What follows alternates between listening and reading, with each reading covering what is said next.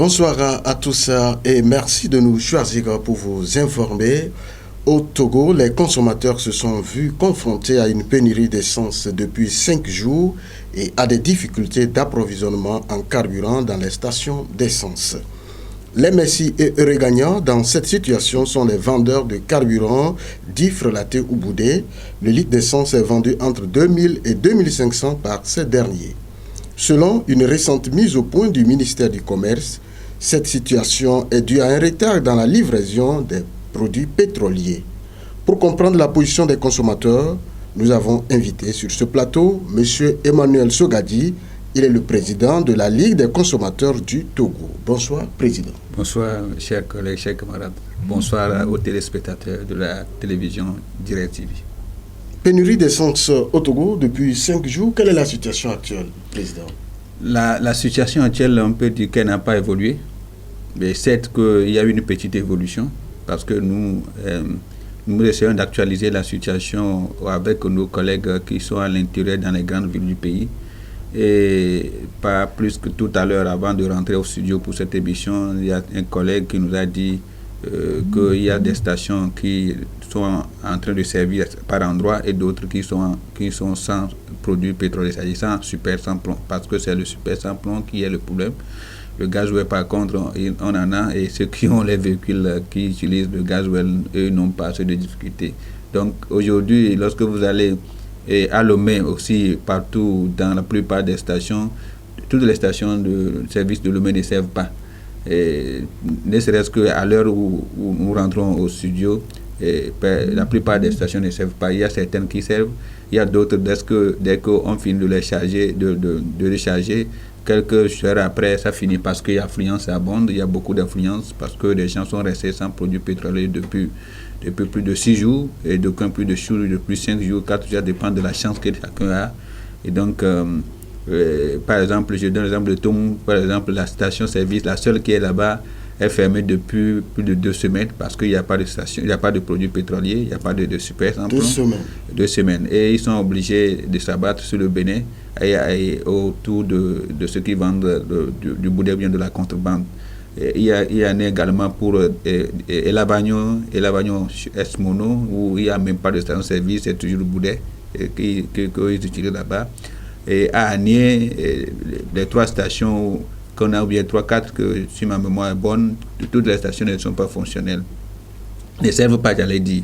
Et donc, je voulais donner quelques exemples à travers tout l'étendue du territoire national, et pour dire aux gens, aux consommateurs, à tous ceux qui nous suivent, qu'à la date d'aujourd'hui où nous sommes en studio, la situation n'est pas encore rentrée dans la normalité, et ça demeure toujours une préoccupation majeure pour nous au niveau de la Ligue des consommateurs du Togo, parce que sur le marché noir, les gens continuent à vendre le produit qui varie entre 800 et 2000 par endroit. À Dagny, c'est 2000, même vous ne pouvez même pas trouver. Et donc, on a vu ici à Lomé aussi, même à dans les rues 2500. C'est 2500. C'est une réalité. Mais on se pose la question, est-ce que c'est dans les stations-service qu'ils les achètent et revenir les revendre, ou bien si c'est du circuit de la contrebande d'antan? Parce que, vous savez, la cause principale de cette pénurie réside du fait qu'il n'y a plus de la contrebande au Togo. Parce que la contrebande ne venait pas des stations-service, mais venait de l'extérieur. Et ça comblait une partie des besoins nationaux au cours de la période considérée. Mais malheureusement, lorsque le président du Nigeria, Tinubu, a supprimé les subventions des produits pétroliers au Nigeria, les produits n'arrivent plus sur le territoire national, ni au Bénin pour venir jusqu'au Togo, mais ça restait peut-être à la frontière parce que le circuit national n'arrivait pas à servir jusqu'aux localités frontalières. Et donc, mais après ça, lorsque ça va venir à Lomé, dans les grandes villes, le prix est presque la même chose. Donc les gens ne veulent plus aller acheter boudé parce que le prix est pratiquement la même chose et tout le monde va dans les stations-service, ce qui fait que la prévision nationale finit plus vite que prévu. Et donc c'est la cause principale de cette pénurie. Parce que lorsque les autorités disent que c'est un retard dans la livraison. Exactement, nous allons revenir sur la cause puisque nous avons écouté le ministère du Commerce, mais à ce jour, en tant que responsable de la Ligue des consommateurs du Togo, quel est le sentiment du consommateur, le citoyen togolais lambda dans la rue, quel est son sentiment? En réalité, le premier sentiment, c'est que le ministre ne nous a pas dit la vérité. Parce qu'elle a dit que la situation allait rentrer allait se normaliser au lundi, puisqu'elle a fait un communiqué, si ma mémoire est bonne, dimanche. Le dimanche, dans l'après-midi, en disant que la situation va rentrer dans les normes le lundi. Aujourd'hui, on est au mercredi. Oui, est-ce qu'on va dire qu'elle n'a pas dit la vérité? Peut-être c'est imprévu. Non, mais quel imprévu? On peut pas. C'est dans l'imprévu qu'on a eu la pénurie. Donc, elle ne peut pas gérer l'imprévu avec l'imprévu. Vous voyez, donc ce n'est pas, en réalité, ce n'est pas bien. Peut-être elle a sous-estimé la situation.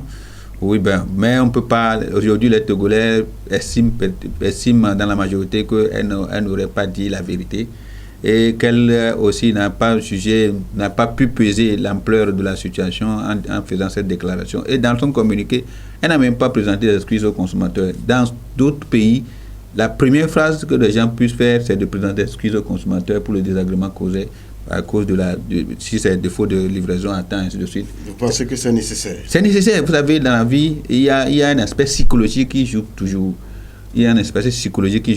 Mais malheureusement, peut-être avec ces conseillers qui ont rédigé le communiqué et elle-même qui a validé, qui a signé, ils n'ont pas eu le flair de pouvoir toucher cet aspect.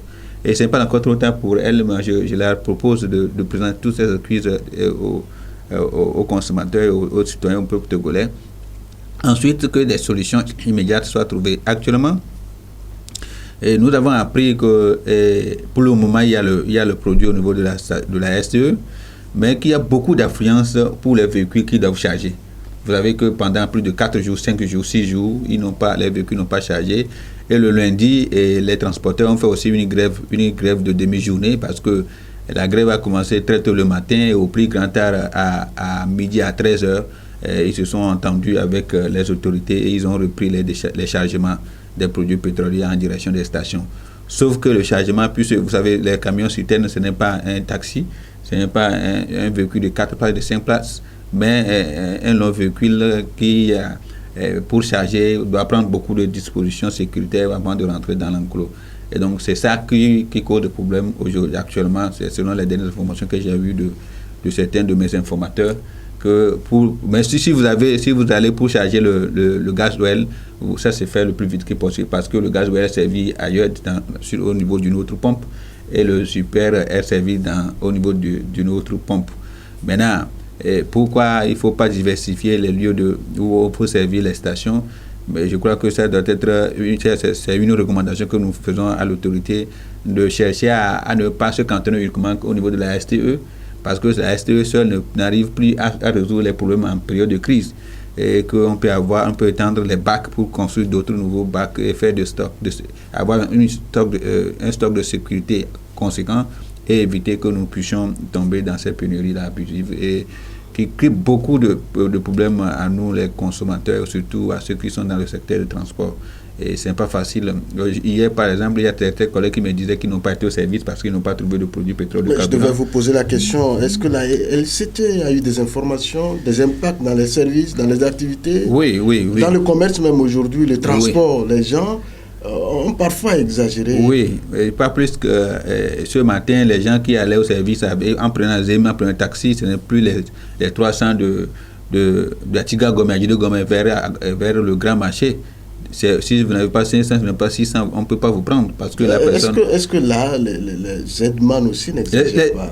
Non, en réalité, pour cette fois-ci, je ne pourrais pas dire qu'ils ont exagéré parce que ce n'est pas les Edman ne vendent pas les produits pétroliers. Ils ne sont pas dans la contrebande aussi, ils ne sont pas des stations de service. Ils aussi achètent comme nous aussi nous achetons.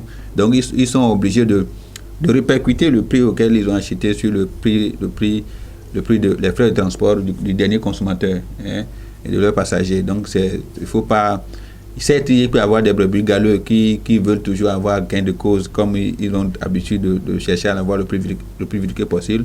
Mais je ne suis pas disponible disposé à dire que cette fois-ci, les émigrants ont exagéré, bien les taximans ont exagéré. Mais c'est une situation qui a fait que tout est rentré dans...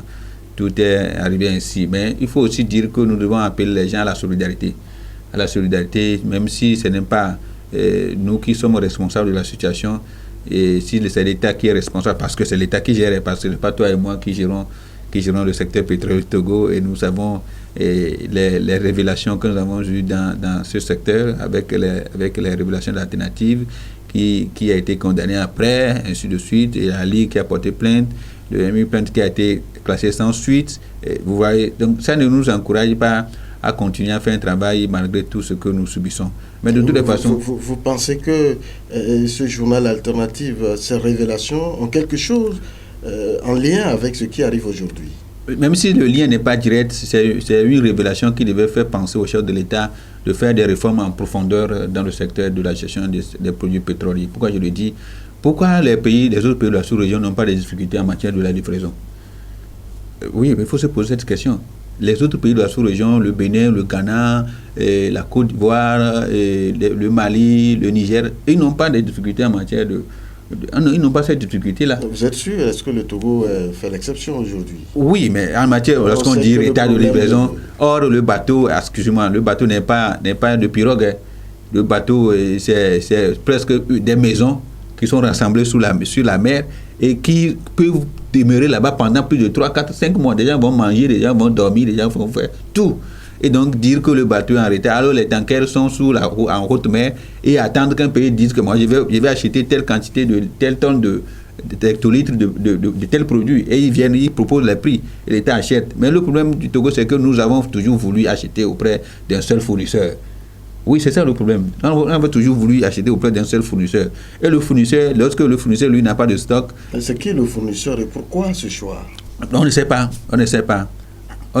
Vous vous rappelez qu'on a parlé dans ce pays de Vitol, la société Vitol et d'autres sociétés qui sont créées après, dont j'ignore actuellement les noms, mais qui en réalité ne sont forcément pas les seuls à pouvoir fournir des produits pétroliers au Togo, pour le Togo. Donc le Togo devait diversifier les sources d'approvisionnement parce que certes les produits pétroliers sont sur une plateforme internationale, parce que le prix c'est à l'international qu'on a le prix, mais l'achat peut se faire auprès d'un fournisseur plutôt que de l'autre. Et donc c'est pourquoi nous disons qu'il faut que le chef d'État fasse vraiment des réformes du secteur pétrolier, parce que le secteur pétrolier est un secteur... Je me rappelle que le 2 juillet 2011, où il y avait un mouvement comme ça, c'est sur la base des produits pétroliers. Et malheureusement, il y a un certain Nouridine qui est décédé, à qui nous demandons toujours que justice se fasse, qui n'a jamais été fait. Et donc cette fois-ci, c'est pourquoi nous disons que le chef de l'État doit ouvrir davantage ses yeux pour éviter que le secteur pétrolier ne soit plus source de conflits, source de mésententes, source de mécontentement et puisse créer des conséquences néfastes sur l'économie et sur les activités professionnelles que nous menons. Alors, sur les causes, on a vu que vous avez émis des doutes sur la déclaration de la ministre qui parle d'un retard dans l'approvisionnement des produits pétroliers. Vous n'y croyez pas? Non, je ne peux pas. En tout cas, nous, au niveau de la Ligue, nous ne croyons pas à cette déclaration selon laquelle le navire est en retard, c'est un retard de livraison. Et il faut dire aussi que, comme je l'ai déjà dit, le navire, les tankers, ceux qui servent les produits pétroliers, il y en a plusieurs en haute mer. Et lorsque vous sentez que celui qui doit vous livrer n'est pas en mesure de vous livrer, mais faites des concessions et dites à d'autres qui sont disponibles de venir vous livrer. Même lorsque vous prenez par exemple la STE, c'est-à-dire là où les transporteurs togolais prennent le produit pétrolier, et la STSL, qui est une société qui gère les produits pétroliers des pays de l'Interland, tels que le Mali, le Burkina Faso et d'autres pays. Donc, en réalité, lorsqu'on en a besoin, lorsqu'on n'a pas dans la STE, on pouvait se référer à la STSL. Parce que la STSL, de toutes les façons, c'est de là que nous pompons pour venir à la STE pour servir les Togolais. Donc, on peut dire à la STSL pour dire qu'à partir de cet instant, nous allons donner tous les véhicules qui vont venir servir chez toi en attendant que nous ayons notre quantité, que nous allons commander, que notre fournisseur viendra nous livrer. Là, vous pensez que c'est un problème d'organisation? Oui, c'est un problème de manque de prévision et d'anticipation. Parce que les mois passés, le problème s'est posé, sauf que peut-être, je crois qu'il y avait une solution très rapidement, qui a été prise rapidement et qui n'a pas fait remarquer la situation. Et parce que la pénurie, la prévision finit toujours au prix d'ATA 20, 21, 22 de chaque mois. Et le reste, il faut chercher ailleurs pour combler avant que une nouvelle commande, une nouvelle livraison ne vous arrive. Donc, l'État togolais devait augmenter la prévision. Ça veut dire que la prévision est insuffisante? Non, la prévision habituelle, c'est qu'ils avaient l'habitude de faire une certaine quantité en termes de prévision. Mais étant donné que la contrebande ne venait pas, ils devaient savoir estimer la quantité de la contrebande, maintenant l'ajouter à la prévision, chercher des moyens supplémentaires pour faire la commande. Maintenant, est-ce qu'elle a dit qu'ils n'ont pas les moyens supplémentaires pour faire la commande de la quantité, et la quantité normale plus la quantité de la contrebande que la contrebande nous servait? On ne sait pas. Moi, je ne peux pas pour la question. C'est une question de budgétisation. Moi, je ne peux pas répondre à ça parce que le budget national est géré par un ministère qui, en réalité, doit faire tous ces gymnastiques-là pour éviter que nous ne tombions dans cette situation dans laquelle nous sommes aujourd'hui. Et ce n'est pas bien. Ce n'est pas bien. On ne peut pas dire qu'au Togo, on a des problèmes de... On n'a pas dit qu'on a augmenté les prix et les Togolais se lamentaient. On a dit qu'il y a pénurie. Non. Même de toutes les façons, quel que soit le problème au plan international, le produit pétrolier ne finit jamais dans aucun pays. J'ai une fois entendu parler que le produit pétrolier finit au Bénin ou bien au Ghana. Pourquoi pas?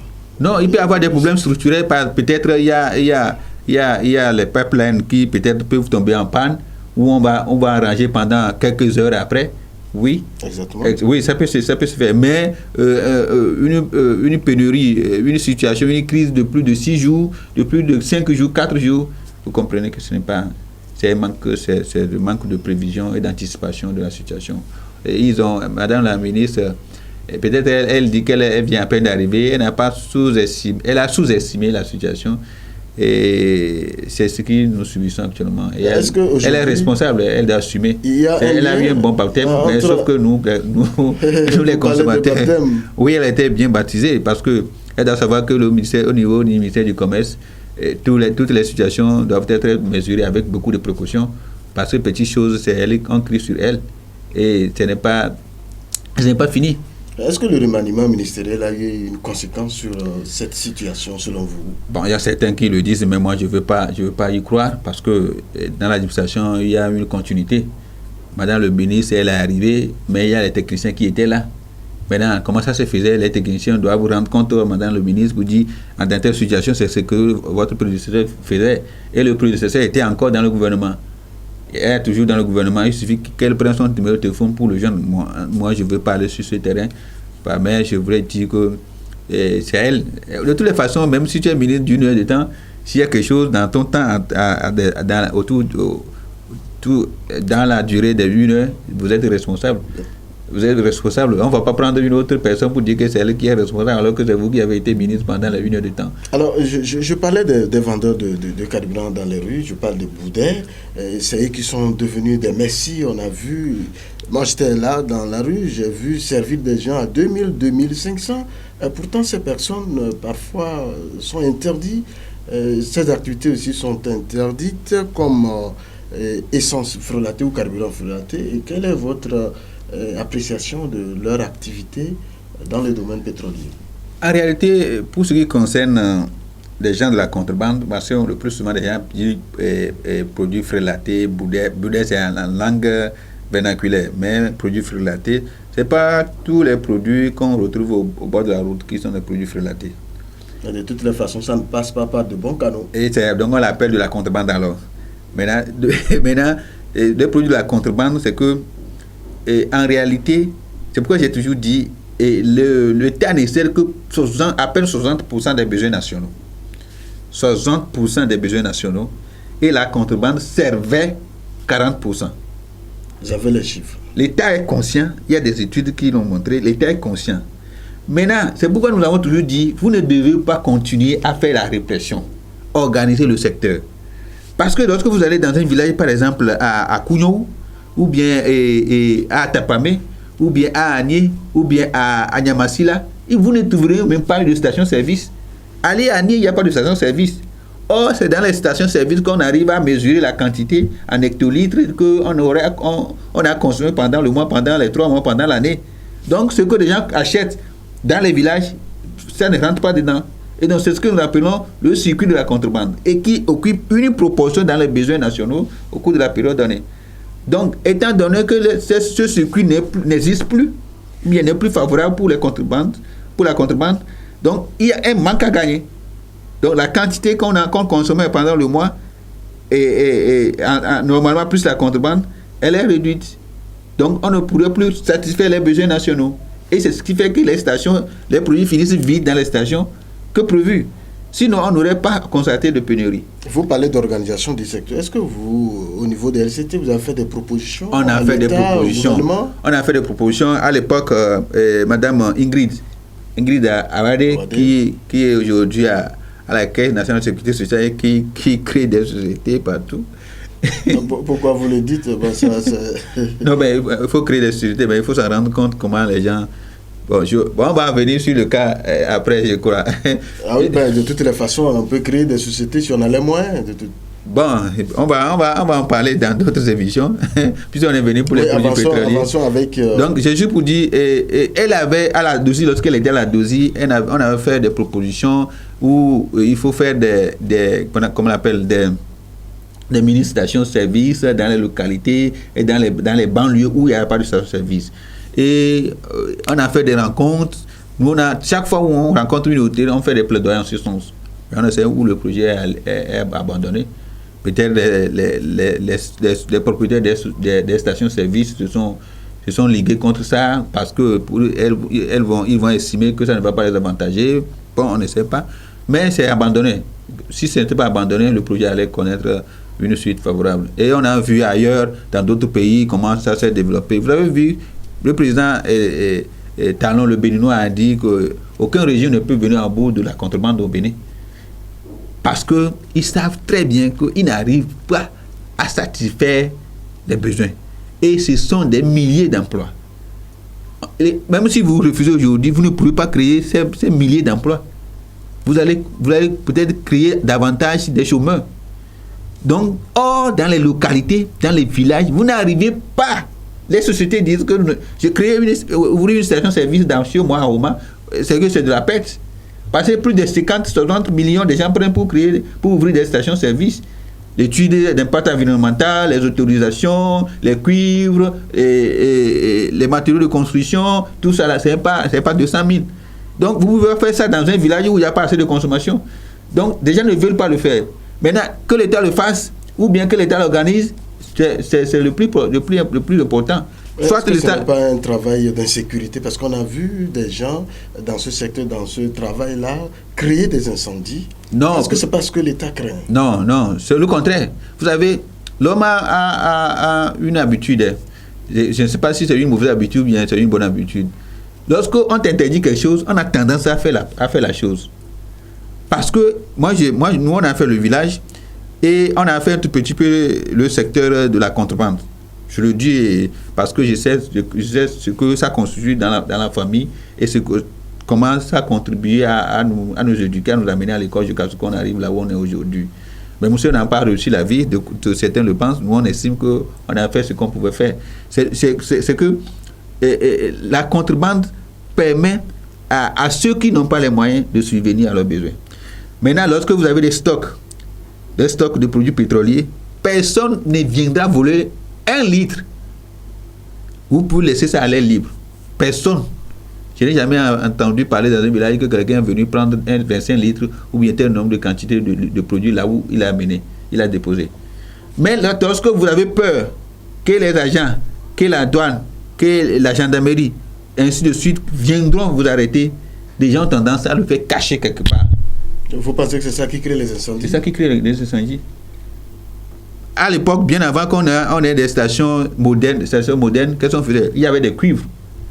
Je ne sais pas si vous vous rappelez, des cuivres où on dépose par quelque part, on met des pompes manuelles dessus et on servait partout. Il n'y avait pas ce problème-là. Maintenant, ou soit s'ils disent que les cuivres peuvent se dilater et s'éclater et avoir des incendies, mais on peut passer par des bidons tels qu'on le fait pour qu'on appelle des forages, ainsi de suite, des bidons de capacité de 10 mètres cubes ou de 30 mètres cubes, où on met le produit là-dedans avec des pompes manuelles qu'on met dans les villages. Là, les sociétés de transport des produits pétroliers iront servir ces acteurs-là dans la localité. Et on va plus... ils seront, les populations seront obligées d'acheter à 700, comme nous aussi nous achetons à Lomé. Aujourd'hui, toi tu achètes à 700 ou bien à 500 au prix où on te vend à Lomé, mais ton papa, bien ta maman, bien ta soeur, bien ton frère achète plus cher qu'au village. Alors que c'est le budget national qui prend en charge toutes ces dépenses, tous ces investissements. Alors que nous parlons de la pénurie du carburant, on en prend également que il y a eu augmentation du prix sur le ciment et au niveau de la LCT. Comment vous avez accueilli l'information? Vous savez, des fois nous, avec certaines situations qui se coïncident, on réfléchit beaucoup. Vous êtes dépassé alors? On réfléchit beaucoup et on se pose mille et mille questions. Parce que les consommateurs, ceux qui nous suivent, ils ne comprennent pas. Excusez-moi, je ne les insulte pas. Ils ne comprennent pas, ils ne comprendront pas comment ça s'est fait. Vous parlez de vos membres? Non, nos membres, ils comprennent. Vous parlez de la population? De la population. Nos membres, ils comprennent parce que toutes les décisions que nous prenons, tout le monde participe à la prise de décision et au sein d'une plateforme que nous avons au plan national, au plan régional et au plan préfectoral dans chaque préfecture. Donc, des gens comprennent comment ça se fait. Maintenant, les autres qui sont nos sympathisants, la population que nous défendons aussi. Et le citoyen lambda. Le citoyen lambda, ils ne comprennent pas souvent. Pourquoi? Parce qu'ils estiment qu'on est où et on a augmenté. Au Togo, nous sommes sous le régime de la liberté des prix. C'est qu'une société peut fixer son prix. Sauf... Comme elle veut. Sauf, la loi également donne des restrictions. Il y a certains produits que si l'autorité, le ministère du Commerce ne valide pas, vous ne pouvez pas le faire. Je donne l'exemple des produits de la brasserie, les produits le ciment et également d'autres produits dont on ne peut pas citer, des produits pétroliers par exemple. Okay? Parce que ce sont des produits qui sont essentiels, qui sont incontournables et on ne peut pas laisser les opérateurs économiques fixer les prix comme ils veulent. C'est pour cette raison que la loi a fait cette restriction. Dans le cas spécifique, j'ai cru comprendre que le ministère du Commerce n'a donné aucun aval. Parce qu'à l'époque, pour l'augmentation du prix du ciment. Au moment où le ministre ADG était là, nous avons eu l'écho. Vous vous rappelez que Simtogo avait fait. Et on est allé, on a écrit, on a fait des pressions, et jusqu'à ce que le ministre a dit, ce n'est pas question que vous fassiez, vous faites des augmentations. Et ils sont revenus sur les anciens prix. Maintenant, et ces sociétés-là aussi, elles sont malignes, elles cherchent des opportunités pour faire leur coup. Vous avez vu, jusqu'à le moment que le ministre a été muté à notre portefeuille, jusque son prédécesseur vient s'installer, dans la semaine qui suit, ils ont augmenté les prix. C'est-à-dire qu'ils ont profité de la transition. Ils ont profité de la transition. Donc, aucun ministère n'est informé de l'augmentation de ce prix. En réalité, c'est selon l'information que nous avons eue avant que nous rentrons en studio. Et nous, on a déjà interpellé les autorités pour qu'elles puissent situer l'opinion nationale. Parce qu'il n'est pas question qu'on puisse pallier ce prix-là. C'est qu'on a... Le problème qui se pose est, on n'est pas dans un pays... on n'est pas au Niger, on n'est pas au Burkina, où il n'y a pas le clinker, il n'y a pas aussi de la dolomie. Parce que la dolomie, c'est un produit qu'on prend pour fabriquer du ciment. Et c'est dans mon village que c'est exploité. Au Togo, est-ce que tu es informé? Non. Le clinker, oui, tu sais qu'il y a le clinker. Mais j'informe les auditeurs et les téléspectateurs qu'il y a la dolomie aussi qui est exploitée à Kweli-Homa. Et dans la qui est exploité par qui? Par Simco, la société Simco. Et c'est avec ça que Simco produit son ciment. Vous voyez? Donc on peut pas prendre le sable au Togo, produire du ciment pour que ça et le vendre plus cher que dans d'autres pays. Si vous convertissez le prix du ciment au Ghana et vous venez faire de la comparaison au Togo, vous direz que le prix du ciment au Ghana est moins cher qu'au Togo, alors qu'ils viennent acheter du clinker à côté. Clinker au Togo, vous voyez? Donc c'est juste pour dire que personne ne peut comprendre cette situation. Les sociétés vont dire que nous investissons, ce n'est pas le clinker seul, ce n'est pas la dolomie seule que nous prenons pour fabriquer le ciment. Oui, mais excusez-moi, c'est la matière principale, c'est le clinker, c'est la dolomie. Et donc, nous, quel est le profit que nous avons en tant que Togolais pour dire que... C'est ceux qui ont la matière première. La matière première, pour dire qu'avec cette matière première que nous avons, et nous, on arrive à acheter le produit moins cher que les autres qui n'en ont pas. Oui, je devrais vous poser la question quand vous parliez de la population qui ne comprend pas.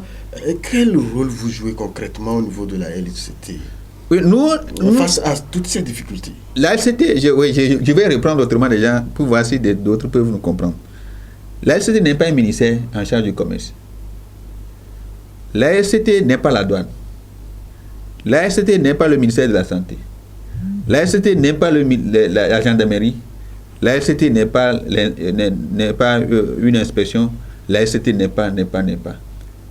Au contraire, la LCT est une organisation de consommateurs, une organisation de la société civile dont la mission est la promotion, la défense et la protection des droits des consommateurs. Et qui doit jouer et qui joue le rôle de veille citoyen, qui informe les gens. Et lorsque nous on vous informe, l'acte qui doit suivre, ce n'est plus nous. Emmanuel Segaï ne peut pas se multiplier pour être les 8 millions de Togolais que nous sommes. Mais vous pouvez prendre l'initiative. L'initiative, c'est comment? Non. L'initiative, c'est ce que nous faisons. En prenant l'initiative, en disant à l'autorité que ce qui est fait n'est pas normal à la lumière de la pratique, à la lumière de la loi. Il faut changer. Donc, la LCT n'est pas aussi au Parlement. N'est pas le Parlement. Donc, vous voyez. Donc, autrement dit, vous n'avez aucun pouvoir. Nous avons le pouvoir. Lequel? Le pouvoir, c'est de dénoncer, c'est d'alerter, c'est de proposer. L'information, c'est le pouvoir. Lorsqu'on apporte l'information, les consommateurs doivent savoir que le problème, c'est ici. Maintenant, comment le résoudre? Nous, on n'est pas forcément obligé de leur donner comment résoudre un problème. Vous avez le sentiment que vous êtes accusé à tort? Non, en tout cas, moi, ceux qui accusent, peut-être qu'ils ne savent pas comment ça se fait. Mais ceux qui sont dans la société civile et qui accusent aussi, ils ne savent pas que l'organisation des consommateurs, ce n'est pas une organisation marchande. Non. C'est une organisation, même si, M. Ricardo aussi, c'est I, on ne peut pas laisser le I et dire que c'est J. Parce que pour dire que I et J se suivent. Non. C'est I, J, c'est J. Or, les gens ont tendance à dire que vous avez dit J, c'est parce que il y a tendance à avoir I à côté, c'est pourquoi vous avez dit J. Non. Et quels sont vos rapports avec les autorités qui ont la décision? Il n'y a pas un rapport particulier avec les autorités. Le rapport que nous avons, c'est que nous, si on les interpelle, ils sont obligés de nous répondre. Il y a d'autres qui ne répondent pas. Vous ne faites pas de lobbying? Oui, le lobbying, c'est les interpellations. On écrit des courriers et on envoie des messages, on les appelle, on les rencontre. Si elles veulent bien nous rencontrer, elles disent oui, vous avez demandé une audience, venez. Et on explique. Et je vous ai dit tout à l'heure, c'est le cas qu'on avait fait pour la première augmentation que Simitogo avait fait. Et cette augmentation-là, le ministre a dit qu'il n'avait pas validé. Donc, vous avez compris que le prix n'avait pas, ils n'ont pas pratiqué. Donc, aujourd'hui, si ça a été fait, et puis ils ont profité du moment où le nouveau part et que l'ancien vienne s'installer pour faire leur jeu. Et donc, notre communiqué a été clair. On a demandé aux Togolais de s'abstenir. Parce qu'aujourd'hui, vous savez, c'est une arme qu'on est en train de donner. Si les Togolais peuvent s'abstenir de tout achat jusqu'à ce que le gouvernement puisse se prononcer et dire que le prix là, je ne suis pas d'accord, que vous n'allez pas augmenter, oui, c'est une arme. Maintenant, si les gens vont dire, vont continuer par acheter, il faut faire n'importe parce qu'ils ont de l'argent, mais Emmanuel Segaï ne va pas faire de la machine. Parce que leur argent n'est pas dans ma poche, ni sur mon compte. C'est eux qui vont prendre l'argent pour aller acheter. Et je ne veux pas me mettre pour dire, ne refuser de leur vendre. Donc, la seule arme pour toutes les organisations de consommateurs, ou tout consommateur, c'est de ne pas acheter. C'est ce que nous appelons, en langage vulgaire, le boycott. Est-ce que sur le plan national, on vous écoute, les sensibilisations, est-ce que vous arrivez à atteindre les hameaux les plus reculés? Oui, bon, il faut dire que ces dernières années, on a fait des efforts. Nous, on est partout, et du moins minimum pour le moment dans toutes les préfectures. Nous efforçons à avoir des représentations dans les communes. Et la question m'a fait rappeler quelque chose. La RCT n'a jamais eu de subvention de personne. C'est-à-dire on n'a jamais eu une société qui nous a dit proposez tel projet et on va vous financer pour faire des sensibilisations. Et comment vous vivez? Dieu seul sait. Comment ça? Oui, Dieu seul sait. Toi-même tu sais, avec ma vie professionnelle, il y a des fois que lorsque vous avez, tout à l'heure pour venir, je me suis déplacé de moi-même.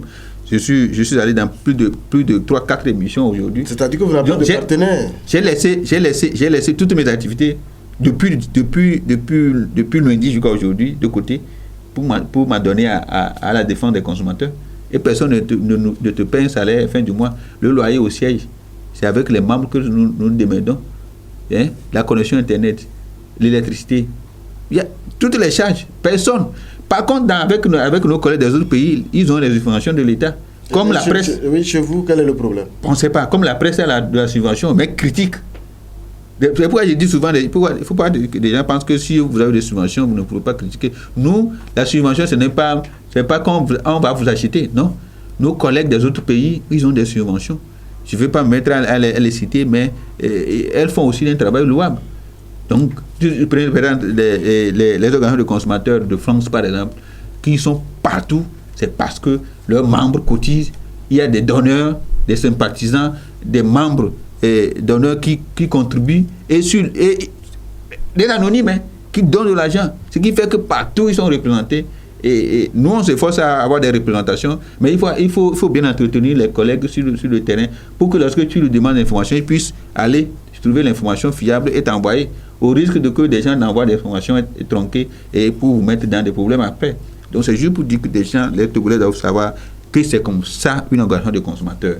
Une organisation de consommateurs n'est pas une organisation partisane qui est liée à un parti politique ou à une organisation quelconque qui a des intérêts personnels. Je l'ai toujours dit, moi je suis chrétien, je crois, si je mens, je sais. Et ce qu'il peut faire, c'est ce qu'il peut faire. Mais je ne vais pas me mentir, je ne vais pas mentir aux Togolais pour dire que telle personne a fait ceci et par contre, ce n'est pas ce qu'on doit faire. Non. Alors la dernière question, face à la cherté de la vie, vous avez entendu les Togolais crier depuis sur le marché. Aujourd'hui, nous sommes au niveau du prix de carburant. Est-ce que vous craignez une augmentation de prix des produits pétroliers? Si l'État lui-même il va subir les conséquences. C'est-à-dire? Non, mais ceux qui vont comprendre. Si l'État a augmenté les prix sur les produits pétroliers actuellement, les conséquences, c'est lui-même qui va les récolter. Moi, je vais constater comme tout Togolais. Et que fera la LCT face à la cherté de la vie, de façon générale? Oui, de façon générale, c'est le problème qui se pose en matière de la vie chère, c'est qu'il y a des gens qui font de la surenchère. OK? Et il y a des situations qui créent la vie chère. Par exemple, la pénurie des produits pétroliers peut créer de la surenchère. Et une fois que la pénurie est passée, ça veut dire qu'en réalité, les choses doivent rentrer dans la normalité. Il faut un contrôle. Oui, il faut un contrôle. Donc, ce qui fait que nous disons, si des gens constatent que les choses n'ont pas rentré dans la normalité, il faut que des gens dénoncent. Si vous ne dénoncez pas, Emmanuel n'est pas omniprésent. Je ne suis pas partout. Oui, mais il faut leur dire également de dénoncer. C'est pas aujourd'hui. Oui. Tous les Togolais doivent savoir, on le dit partout.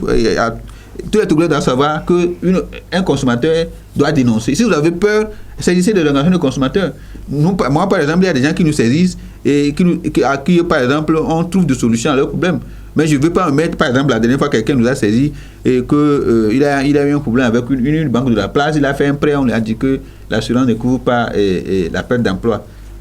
On a écrit rapidement à la BCAO. La BCAO qui a répondu, on a écrit à la banque. La banque l'a appelé la dernière fois que ça va se régler. On ne va pas se mettre à dire tout ça sur les antennes, sur les plateaux. Mais c'est juste pour dire que si vous ne nous saisissez pas, nous, on ne peut pas savoir quel est votre problème. Et quel est le problème dans votre zone, dans votre local, dans votre village.